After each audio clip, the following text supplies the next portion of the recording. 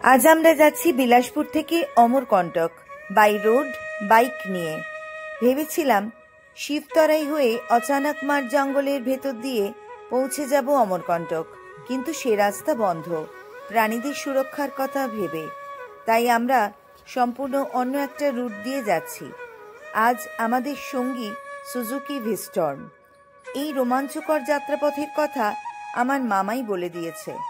প্রাকৃতিক সৌন্দর্য উপভোগ করতে করতে ক্ষেত খামার পেরিয়ে ফুল লতাপাতা দেখতে দেখতে পৌঁছে গেলাম সাল ভ্যালি রিসর্ট। এখানেই আমরা আজকের লাঞ্চ সেরে নেব। বেশ ছিমছাম, সাজানো গোছানো, নিট অ্যান্ড ক্লিন, সুন্দর রিসর্ট।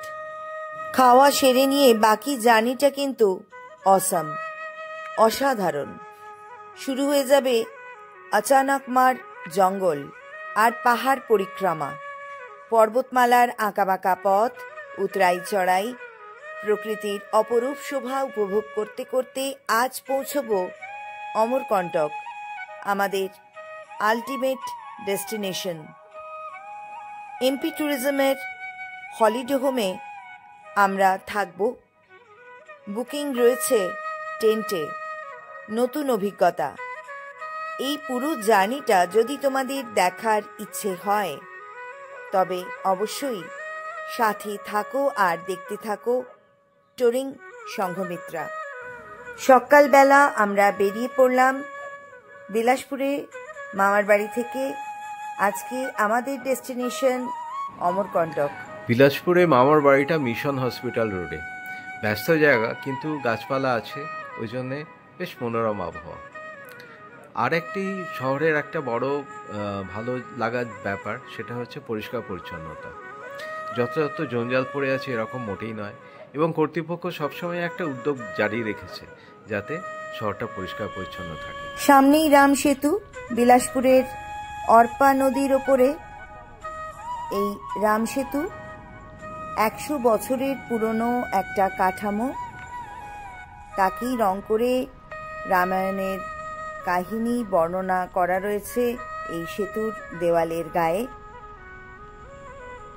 মহানদীর একটা প্রধান উপনদী অর্পা, আর সেই নদীর ওপরেই বিস্তৃত এই রাম সেতু। আমরা এখন পেরোচ্ছি।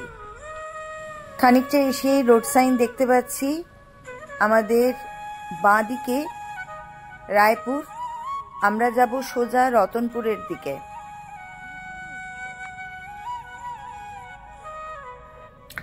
আজকে আমাদের প্ল্যান বিলাসপুর থেকে বেরিয়ে রতনপুর হয়ে, বেলগেহনা হয়ে, কেওঞ্চি হয়ে অমরকণ্টক যাওয়া।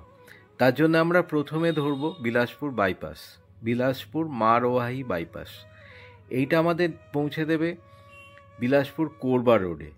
সেই রাস্তা ধরে আমরা যাব রতনপুর পর্যন্ত।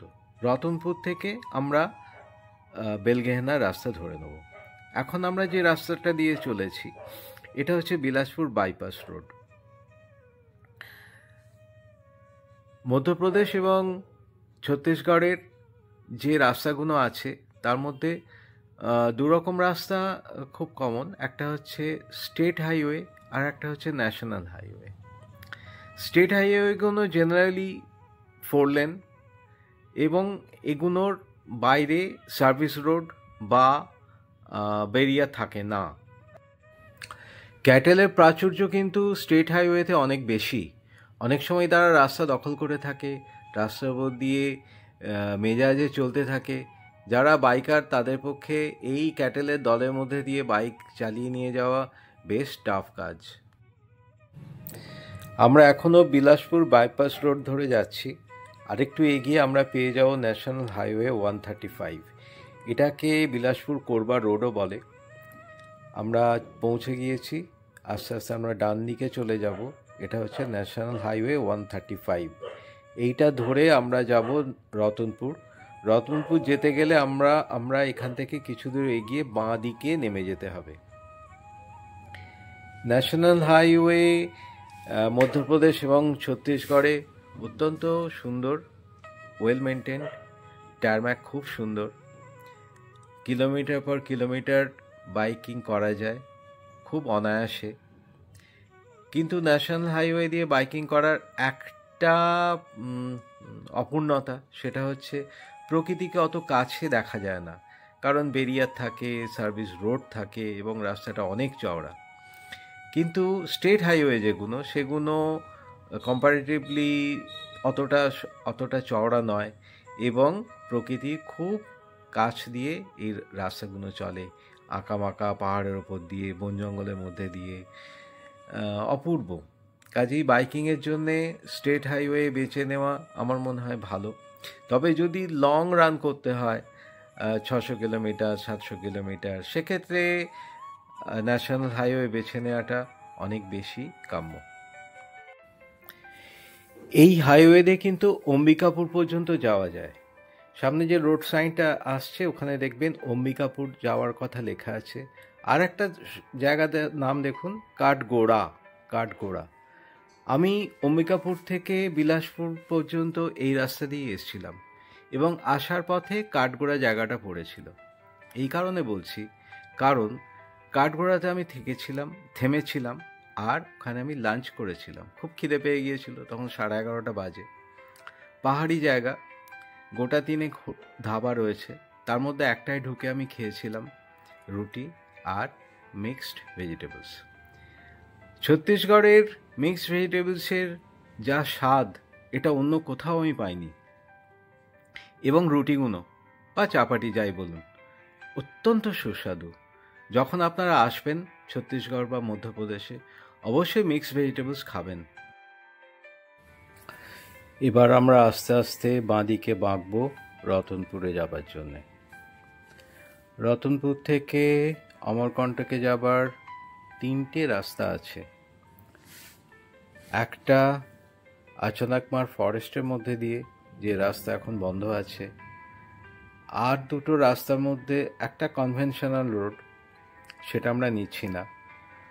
আমরা নিচ্ছি বেলগেহনা দিয়ে যে রাস্তাটা গিয়েছে সেইটা নেবার একটা কারণ, এই রাস্তায় প্রাকৃতিক সৌন্দর্য অনেক বেশি। এখান থেকে অমরকণ্টক 105 কিলোমিটার দেখাচ্ছে, কিন্তু এটা খুব সম্ভবত কনভেনশনাল রোড দিয়ে। আমাদের রাস্তাটা হয়তো একটু বেশি হবে। রতনপুর এসে গেল, ছোট শহর, কনজেস্টেড কিন্তু পরিষ্কার পরিচ্ছন্ন। এবার আমরা এগিয়ে চলব অমরকণ্টকের দিকে। देखो सीधा देखो, केओंझी 73 सही रोड में है ना। এবার আস্তে আস্তে ছত্তিশগড়ের প্রাকৃতিক সৌন্দর্য আমাদের সামনে ফুটে উঠতে শুরু করেছে। দিগন্ত বিস্তৃত প্রান্তর, উঁচু পাহাড়ের গায়ে সবুজ বনানী, কোথাও বা পাতা ঝরা গাছের সারি, তার মধ্যে দিয়ে উঁচু নিচু রাস্তা, অপূর্ব। এখন মার্চের শেষ, রোদ আছে কিন্তু গরম নেই, খুব সুন্দর আবহাওয়া। তাও অনেকক্ষণ রাইড করলাম, সেই সকাল 9টায় বেরিয়েছি। এখন মন চাইছে একটু রেস্ট নিই। দেখি সামনে যদি কোনো জায়গা পাই, সেখানে আমরা দাঁড়াবো।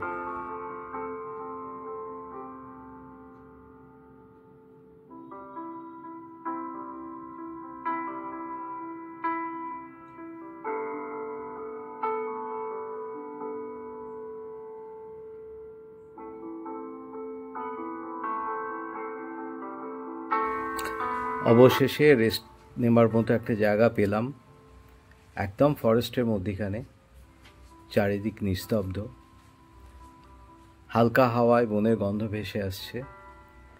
আমাদের ভিস্টমটাকে কি সুন্দর দেখতে লাগছে, সবুজ গাছপালা।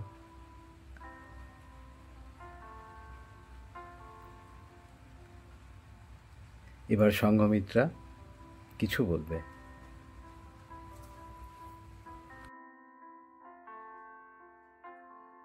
অমরকণ্টক যাচ্ছি। অমরকণ্টক যাওয়ার পথে একটা ছোট্ট ব্রেক, একটু জল আর মামা মিষ্টি দিয়েছিল, সেই মিষ্টি খেয়ে আবার বাকি জার্নিটা করব। আমরা রতনপুর পেরিয়ে এসেছি, আমরা বিলাসপুর থেকে এখন যাচ্ছি অমরকণ্টক। আর যেতে যেতে কয়েকটা স্টিল ফটো তুলতেই হবে।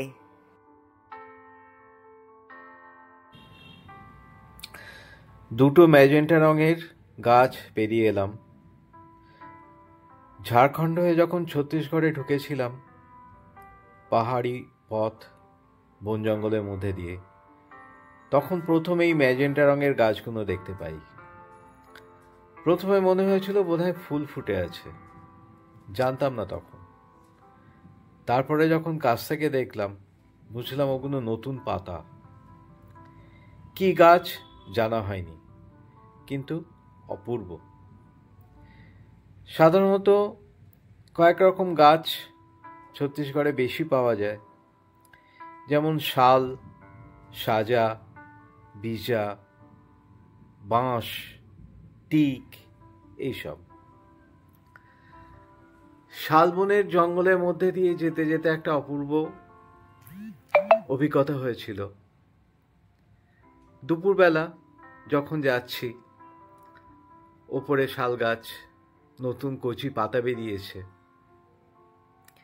হঠাৎ দেখি ওপর থেকে টুপটুপ করে ঠান্ডা ঠান্ডা জলের মতো কি পড়ছে। বৃষ্টি নয়, আকাশ পরিষ্কার, কিন্তু পড়ছে। হাতের যে জায়গাগুলো খোলা ছিল, এক্সপোজড, সেখানে ওইগুলো পড়ছিল। আমি খুব অবাক হয়ে যাচ্ছিলাম, কি হতে পারে।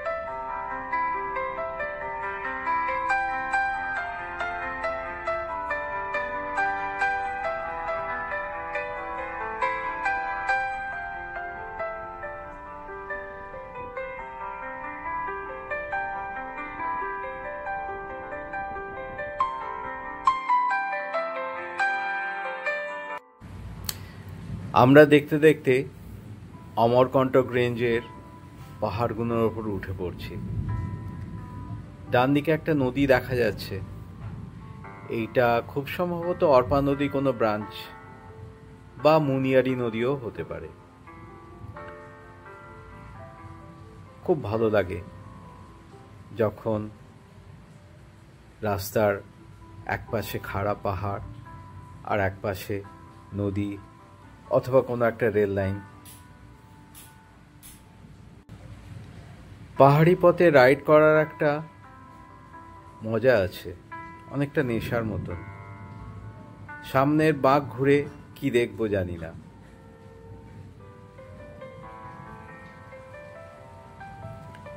ডান দিকে রেল লাইনটা দেখা যাচ্ছে,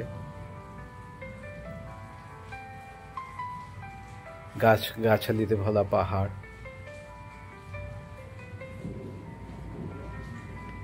এখনো পর্যন্ত ওয়েদার খুব চমৎকার, একটু গরম লাগছে কিন্তু সহনীয়।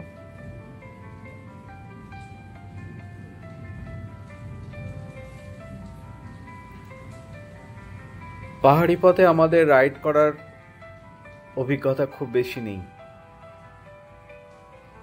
কাজেই একটু ক্লান্তিকর মনে হচ্ছিল। কিন্তু চারদিকের দৃশ্যাবলী এত সুন্দর, সেই ক্লান্তিটা বুঝতে পারছিলাম না। প্রতিটা মোড় ঘুরেই যেন একটা আলাদা উদ্দীপনা পাচ্ছিলাম। আরো এগোই, আরো এগোই, দেখি কি আছে, দেখি কি আছে।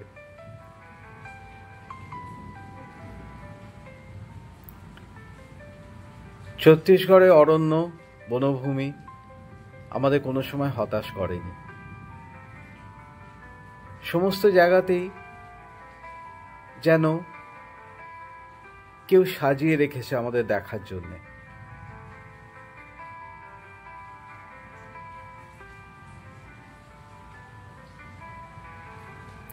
এত অপূর্ব বনভূমি কবে কোথায় দেখেছি।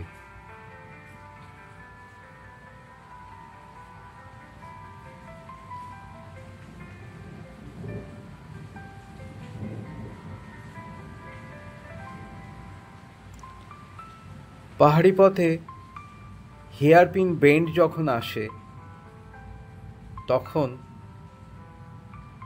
বেশ কসরত করতে হয়। পিলিয়ন নিয়ে পাহাড়ি রাস্তায় বাইক রাইড করা কিন্তু চারটিখানি কথা নয়, যথেষ্ট মাসলের জোর প্রয়োজন। আমি তো বুঝতে পারি কতটা এফার্ট দরকার হয়। আমি পিছনে বসে তো শুধুই দৃশ্য দেখি, ছবি তুলি আর মজা করি, কিন্তু যে চালাচ্ছে সে তো কিছুই দেখতে পায় না, শুধুই সামনের রাস্তা ধরে এগিয়ে চলা। আমি ফিল করতে পারি কতটা কনসেন্ট্রেশনের দরকার হয়। ছত্তিশগড় থেকে মধ্যপ্রদেশ, আমাদের এই জার্নিটা সত্যি অনবদ্য। কখনো পাহাড়ি রাস্তা ধরে এঁকে বেঁকে ওপরে উঠছি, তো পর মুহূর্তে আবার ঘুরে ঘুরে নিচে নেমে আসছে। একটা পাহাড় টপকে আর একটায় পৌঁছে যাচ্ছি। এক অদ্ভুত সুন্দর অভিজ্ঞতা। কখনো আবার পাহাড় জঙ্গলের মধ্যে দিয়ে সোজা রাস্তা বহু দূর চলে গেছে, নির্জনে হারিয়ে গেছে অনন্ত এই পাতাঝরা জঙ্গল। চলেছি তো চলেছি। একেবারে জঙ্গলের মধ্যে দিয়ে চলেছি দুজন। নেই কোনো বাড়িঘর, নেই দোকানপাট, এমনকি রাস্তায় গাড়ির সংখ্যাও খুবই কম। মাঝে মধ্যে এক আধটা বাইক বা গাড়ি দেখা যাচ্ছে, তাও খুব কম। এই জঙ্গলের মধ্যে দিয়ে যেতে যেতে মাঝে মাঝে মনে হচ্ছে পথ হারাইনি তো, কোথায় চলেছি, কোথায় বা পৌঁছবো কিছুই বুঝতে পারছি না। কাউকে যে কিছু জিজ্ঞেস করব তারও উপায় নেই। প্রচণ্ড খিদেও পেয়ে গেছে। সকাল 9টায় বেরিয়ে প্রায় 3 ঘন্টা রাইড করছি। একবারই মাত্র দাঁড়িয়েছিলাম, তাও মিনিট 5 জন্যে রাস্তার ধারে। খিদেটাও জোর পেয়েছে। মামা বলে দিয়েছিল সাল ভ্যালি রিসর্টে গিয়ে তোমরা লাঞ্চ করে নিও, কিন্তু কোথায় সেই সাল ভ্যালি রিসর্ট? না, খুব বেশিক্ষণ অপেক্ষা করতে হলো না। রাস্তার বাঁদিকেই দেখতে পাচ্ছি সাল ভ্যালি রিসর্টের board, veg non veg restaurant. আর রাস্তার বাঁদিকে দেখো একটুখানি ঢুকেই সাল ভ্যালি রিসর্ট।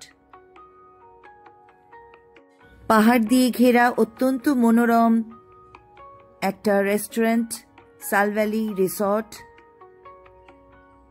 জনশূন্য প্রান্তরে এরকম একটা খাবার জায়গা যেখানে আমরা রিল্যাক্স করতে পারবো, মন ভালো করা পরিবেশ, ঠান্ডায় বসে জিরিয়ে আরাম করে খাওয়া দাওয়া করতে পারবো, এমনটা কিন্তু সত্যিই ভাবিনি। এখানে আসার পরে মনটা সত্যিই খুব ভালো হয়ে গেল। আমরা ফাইনালি সাল ভ্যালিতে এসে পৌঁছে গেছি। আমরা বিলাসপুর থেকে স্টার্ট করেছিলাম 9টায়, আর এখানে এসে পৌঁছলাম 12:30, মানে 3.5 ঘন্টা লাগলো। ডিস্টেন্স খুব বেশি ছিল না, কিন্তু পাহাড়ি রাস্তা, আঁকাবাঁকা রাস্তা, তো একটু সময় নিয়েই আমরা এলাম। আর সিনিক বিউটি খুব সুন্দর ছিল রাস্তার। খাবার অর্ডার করে দিয়েছি, যতক্ষণ সময় লাগে সার্ভ করতে চলো ঘুরে দেখে নিই রিসর্টটা কেমন। জাস্ট ভাবো একবার, জঙ্গলের মধ্যে দিয়ে রাস্তা, শেষ 20 কিলোমিটারের মধ্যে তেমন কোনো গ্রামও চোখে পড়েনি। আঁকাবাঁকা পাহাড়ি রাস্তা, জনশূন্য, এক আধটা গাড়ি বা বাইক। আমরা টোটালি এক্সস্টেড, ভাবছি একটা ধাবা বা দোকান চোখে পড়লেই দাঁড়িয়ে যাব, একটু বিশ্রাম নেব। আর সেই জায়গায় এমন একটা সুন্দর রিসর্ট, মামা এই রিসর্টের কথা কিন্তু আমাদের বারবার করে বলে দিয়েছিল, তাই একটু ক্ষীণ আশা ছিল, কিন্তু এতটা সুন্দর হবে তা কিন্তু ভাবিনি। একবারে দুর্দান্ত। আমরা বিলাসপুর থেকে এলাম। বিলাসপুর থেকে প্রায় 100 কিলোমিটার আমরা চলে এসেছি। রয়েছি যে জায়গাটা সেটা কেওনঝি। এখানেই আমরা এসেছি সাল ভ্যালিতে। রেস্টুরেন্ট, রিসর্ট, এখানে ওয়েডিং সেরিমনিও হয়। আর আমাদের আরও 25 কিলোমিটার যেতে হবে। আমরা অমরকণ্টকের পথে আরও 25 কিলোমিটার গিয়ে আমরা অমরকণ্টক পৌঁছবো। খাবার তো অর্ডার করে দিয়েছি, কিন্তু মনে মনে ভাবছি একটু দেরি করে সার্ভ করলেই বোধহয় ভালো হয়। ঘুরছি, চারিদিকে সবুজ গাছপালা, মিষ্টি পাখির গান আর ঠান্ডা হাওয়া। জায়গাটা খুব সুন্দর। আমরা লাঞ্চ সেরে একদম রিফ্রেশড হয়ে বাকি জার্নিটা আবার করব। জনমানবহীন প্রান্তরে এমন একটা সুন্দর বিশ্রাম নেওয়ার জায়গা পাবো সত্যিই আগে ভাবিনি। Totally unexpected. তার থেকেও বড় কথা, সুন্দর অ্যাম্বিয়েন্স। আমরা পৌঁছতেই অত্যন্ত যত্ন করে ঠান্ডা জল আমাদের দিল। কুলারের ঠান্ডা হাওয়ায় বসার ব্যবস্থা হলো। এমন জায়গা ছেড়ে কে আর যেতে চায় বলো? ডাইনিং হলটা কিন্তু খুব স্পেশিয়াস, ওয়েল ডেকোরেটেড। আমরা ছাড়া আর কেউই ছিল না। আমার তো মনে হচ্ছিল পুরো রেস্টুরেন্টটা, ইনফ্যাক্ট পুরো রিসর্টটা আমরা বুকিং করে নিয়েছি। আমরা আজকে ভাত অর্ডার করলাম না, কারণ কিছুটা জার্নি এখনো বাকি রয়েছে। মিক্সড ভেজ একটা নিয়েছি, আর এই যে অমলেট আর রুটি আর স্যালাড রয়েছে। রুটি, অমলেট, মিক্সড ভেজিটেবল আর স্যালাড। আর যদি কিছু লাগে তাহলে পরে নিচ্ছি। আপাতত এটা দিয়ে স্টার্ট করছি। আচারও নিয়ে নিলাম। একদম রিফ্রেশড হয়ে আবার আমাদের জার্নি শুরু হলো। এবার NH45 ধরে অমরকণ্টকের দিকে এগিয়ে চললাম।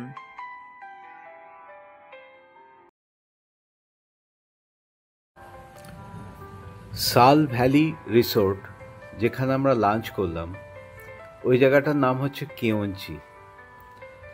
কেওনঝি থেকে অমরকণ্টক 25 কিলোমিটার। এই দূরত্বের কিছুটা পোর্শন আচাদাকমার টাইগার রিজার্ভের মধ্যে দিয়ে গিয়েছে। আচাদাকমার ফরেস্টের মধ্যে দিয়ে রাইড করার ইচ্ছা আমার বহুদিনের, অনেক দিন থেকে শুনে আসছি এবং সেই ইচ্ছা মনের মধ্যে পোষণ করে রেখেছিলাম। এইবার ঘটনাচক্রে সেই ইচ্ছা পূরণ হচ্ছে। আমরা এখন চলেছি অমরকণ্টক ফরেস্ট রিজার্ভের মধ্যে দিয়ে। দূরে অমরকণ্টক রেঞ্জের অন্যান্য পাহাড়গুলো দেখা যাচ্ছে।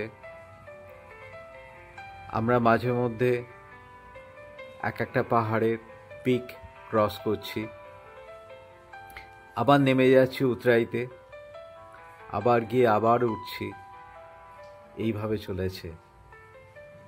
সঙ্গে বনের গন্ধ, বনের হাওয়া সব উপভোগ করতে করতে আমাদের জার্নি চলেছে।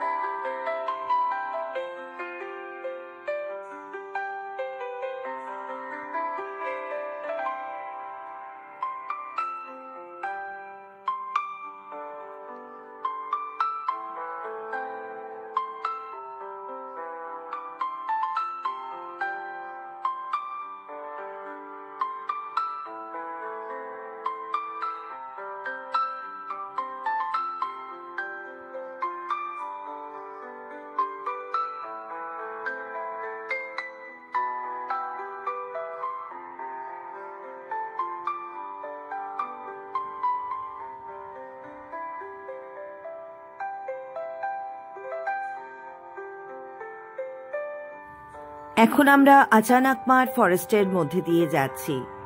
যে কোনো মুহূর্তে যে কোনো ওয়াইল্ড অ্যানিমালসের সাথে দেখা হয়েই যেতে পারে।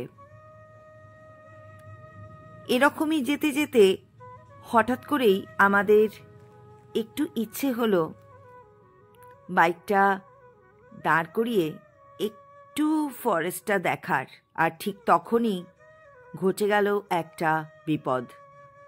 হনুমানরা এগিয়ে এলো আমাদের দিকে ধরবে বলে। আমরাও বাইক নিয়ে দৌড়। জঙ্গলের মধ্যে সত্যি দাঁড়াবার কোনো জায়গা নেই। প্রচুর হনুমান রাস্তায় দল বেঁধে বসে রয়েছে। ওই যেতে যেতে দেখতেই ভালো লাগে। বাইক দাঁড় করানো কিন্তু কোনো মতেই উচিত নয়। আমরা দাঁড় করাবার সাথে সাথে কিন্তু ওরা দল বেঁধে ধেয়ে আসছিল আমাদের দিকে। কোনো রকমে আমরা বাইক নিয়ে ছুটলাম। যাক, প্রচণ্ড এন্টারটেইনিং এই পুরো রাইডটা। আমরা দারুণ এনজয় করছি। আমরা একেবারে পৌঁছে গেছি জঙ্গলের শেষ প্রান্তে। अचानकमार अभयारण्य में पधारने के लिए धन्यवाद। আমরা অমরকণ্টকের একদম কাছাকাছি, আর মাত্র 4 কিলোমিটার। কিন্তু এই 4 কিলোমিটারও জঙ্গলের মধ্যে দিয়ে। ইনফ্যাক্ট অমরকণ্টক জায়গাটা পুরোটাই জঙ্গলে ঘেরা, পাহাড়ি জায়গা, অসম্ভব সুন্দর। জীবনে একবার অন্তত অমরকণ্টক আসতেই হবে সকলকে। ভীষণ ভীষণ সুন্দর জায়গা। ফাইনালি আমরা এসে পৌঁছে গেলাম অমরকণ্টক। আর অমরকণ্টক মানেই নর্মদা। অমরকণ্টকে ঢোকা মাত্রই নর্মদা নদীর সাথে মুখোমুখি সাক্ষাৎ।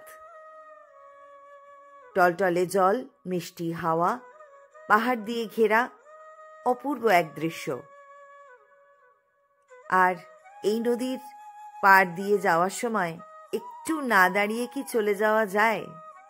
আমরাও বাইক থামিয়ে দিলাম, খানিকটা সময় এখানেই কাটাবো। অপূর্ব সুন্দর দৃশ্য, পাহাড় দিয়ে ঘেরা অপূর্ব একটা পাহাড়ি জনপদ, অতি পবিত্র ভূমি হিন্দুদের। অমরকণ্টক ঢোকার মুখটা কিন্তু চমৎকার। ছোট্ট পাহাড়, তার উপরে গাছগাছালি, আর পাশ দিয়ে নর্মদা বয়ে যাচ্ছে। জেমস তো বিভোর হয়ে দেখছে। তবে আমরা বেশিক্ষণ দাঁড়াবো না, তাই বাইক স্টার্ট করলাম। আর এবারে সোজা আমরা চলে যাব এমপি ট্যুরিজমের হলিডে হোমে। চলো তাহলে এগোই আমরা। বেশিক্ষণ লাগলো না, আমরা পৌঁছে গেছি আমাদের আজকের ডেস্টিনেশন এমপি ট্যুরিজমের হলিডে হোমে। একেবারে পাহাড়ের চূড়ায় বলতে পারো এই এমপি ট্যুরিজমের রিসর্ট। আজকে আমরা থাকবো টেন্টে, আর টেন্টের ডিটেলস নিয়ে আসছি পরের ভিডিওতে। সাথে থাকো, দেখতে থাকো টুরিং সংঘমিত্রা।